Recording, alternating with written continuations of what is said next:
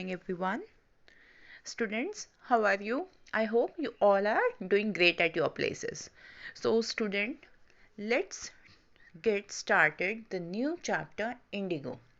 Okay, I already told you the summary of this chapter. So, here's the complete summary that you have to write in your notebook. Okay, this summary please write in your notebook.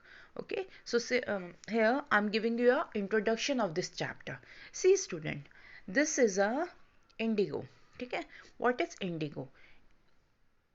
ठीक है, Indigo एक colour होता है, जैसे आपने denim देखी है बच्चे, डेनिम की जींसेस आप डालते हो, उसको डाई करने के लिए जो यूज होता है that is natural colour, that is Indigo, वो होता है इंडिगो.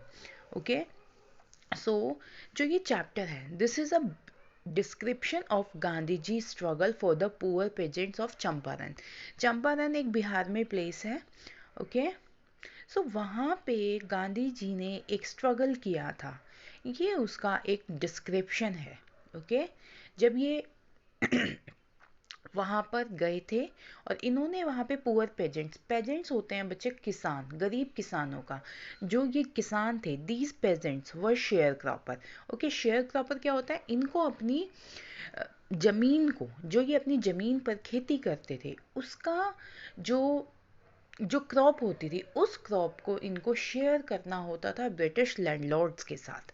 ओके, एक ये बहुत पुराना एग्रीमेंट चला आ रहा था, and they had to produce indigo on 15% of the land. क्या था ये जो एग्रीमेंट था, वो क्या था कि they had to produce 15% of indigo इनको, जो भी अपनी ज़मीन पर ये खेती कर रहे हैं, चाहे ये गेहूँ उगा रहे हैं, चावल उगा रहे हैं, लेकिन अपनी ज़मीन पर इनको 15% ऑफ लैंड पे इनको इंडिगो उगाना होता था, एंड देन लास्ट में उसको सरेंडर कर देना होता था as a rent to the landlords.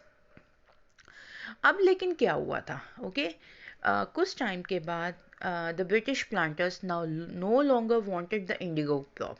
उनको अब जरूरत ही नहीं थी इंडिगो क्रॉप की, because in order to release the peasant, because बच्चे जर्मनी से सिंथेटिक इंडिगो आने लगी थी, वो इनको काफ़ी अच्छी भी पड़ती थी और सस्ती भी पड़ती थी. So only because of this इन्होंने अब ब्रिटिश प्लांटर्स को, अब जो इंडियन पेजेंट्स थे, उनको कहा कि अब हमें तुम्हारी क्रॉप्स नहीं चाहिए. सो इसके वजह, क्योंकि हमारा एक एग्रीमेंट है कि तुम अपनी क्रॉप को शेयर करोगे, इन्होंने कंपनसेशन मांगा उनसे. इन्होंने कहा तुम अब हमें किराया दो, कि जो तुम अपनी खेती पे, अपनी ज़मीन पे खेती कर रहे हो, उसके लिए हमें किराया दो.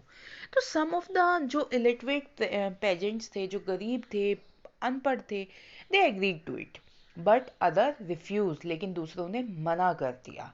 ठीक है, जो थोड़े समझदार थे, पढ़े लिखे थे, they refused. So they engage lawyer to the court, उन्होंने लॉयर्स को अंगेज किया कोर्ट के लिए. And it was that point, ये वो पॉइंट था जब गांधी जी, ओके, गांधी जी चंपारण में अपियर हुए थे. He fought for the poor peasants, इन्होंने एक बहुत लंबी लड़ाई लड़ी पुअर पेजेंट्स के लिए, and at last he got justice for them. Okay, now the peasants gain courage. अब भाई, जब हमारे साथ कोई बड़ा आदमी आके खड़ा होगा और हम कोई स्ट्रगल कर रहे हैं, हम कोई प्रोटेस्ट कर रहे हैं, तो हम में भी थोड़ा सा गेन करेज आ जाता है. ठीक है, और यहाँ के लोगों में, अब बिहार के लोगों में अब करेज आ चुका था, और वो लोग अपने राइट्स को जान गए थे. ठीक है, और इसके साथ साथ गांधी जी ने वहाँ पे पॉलिटिकल इकोनॉमिक फाइट्स भी की. Gandhi ji worked also on the social level, also social level पे भी इन्होंने काम किया. He arrange for the education, education के लिए काम किए, हेल्थ के लिए काम किए, हाइजीन के लिए, जो वहाँ पे पुअर पेजेंट्स की फैमिली थी, उनको हाइजीन का मीनिंग समझाया.